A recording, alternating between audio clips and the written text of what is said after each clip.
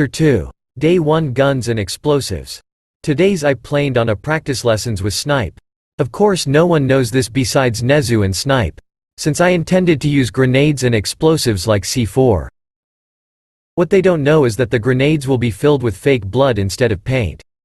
I only told them that it would be red liquid. Then I made sure to tell Snipe that I do have a certification for using guns. Of course he didn't believe me, so I showed him my certificate. Why does nobody believe me? I am not useless. This certificate is 1 year old.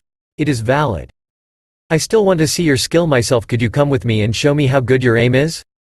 I did practice a lot and I can handle myself pretty well. Thank you very much. Sure, no problem there. I then followed him to the training area where he told me to aim at some dummies. He specifically told me where I am allowed to shoot. Not that I didn't know. Then he told me the order in which I should shoot them. Well, of course, I could have aimed at their head and heart each time and would have shoot there. My aim was terrifying. I only don't want him to know that too.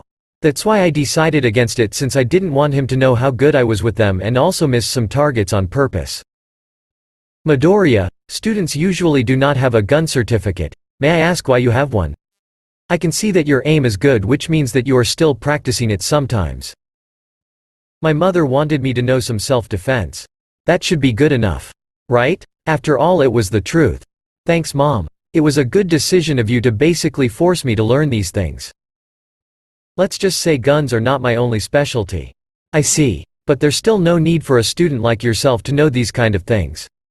We used to live in a bad districted where this kind of things were normal. That's unfortunate but understandable. Now that I know that you can handle a gun, you may use it in the game. Wow, that was quick. Didn't think he would drop the topic so easily. No need for any information further, as it pains me to say it, but at some point I wanted to know how to defend myself, since not even the police will help you if you are quirkless. Thanks, and could you please not tell anyone about this? I want to make it as entertaining as possible. Sure, kid. Now let me show you how a grenade works and the C4. After spending the entire day basically learning how to handle C4, since I already knew how to handle guns and grenades are not that complicated, we decided to call it a day. A quick glance at the watch tells me that I still got some time left till curfew, so I decided to meet May, since she will be making me everything I need and also some specialties. I had already planned to use a handgun and a sniper rifle, which allowed me to kill from a long distance. This is something Snipe didn't know. I only told him I would use guns. I never specified which one or if I would use multiple. He should have asked in the first place. After an 1H searching for May and making sure that we are alone and Nezu couldn't see us through his cameras, I finally found her and we start talking.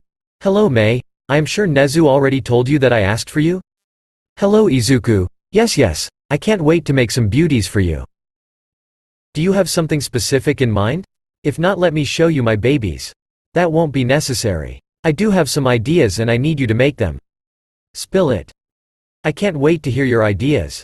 Wow, slow down. So here is what I need. After telling her that I intend to use guns, I wanted her to make some bullets for me, which had fake blood in them. I still want to scare the living crap out of them. Then I proceed to tell her I wanted to use a grenade also with fake blood.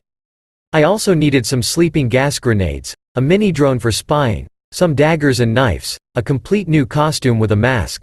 I told her some ideas for the costume and also that it should be spooky scary. I intended to give her some room for imagination, since I only was specific about the mask. I also wanted some eye lenses, which could change their color on command or on the amount of blinking, up to her to decide. After I was done telling her about the entire things I would need, I decided to give it a rest and go back to the dorms, since it was already late, 10 p.m. and curfew starts in about 15 min.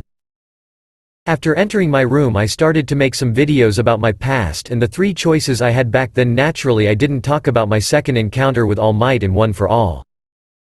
I prefer to stick with the term late bloomer. Thinking about it, my only choices back then were: 1. Take a swan dive of the roof. I am sure Kachan would have loved that. 2. Be a vigilant, which basically means that I needed to have a quirk to be charged for anything. Which means they can't put me in jail even when they caught me.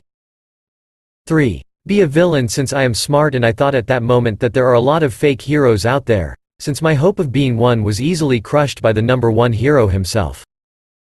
I guess I am lucky God decided to take pity on me and send All Might a second time to meet me, since he regretted his words and I wouldn't like to be a vigilant. Sneaking out of my room and getting hurt would be complicated. Whereas as a villain I could easily manipulate other to do my bidding without leaving any traces. The video wasn't that hard to make since I obviously won't use any footage. They will only see me as a black figure telling them what happened and why I was a villain. I sure want to see their face when they realize that my story is based on my real live experience. As I was finishing my speech I quickly glanced at my watch and saw that it already was 3 a.m. Time for me to get some sleep.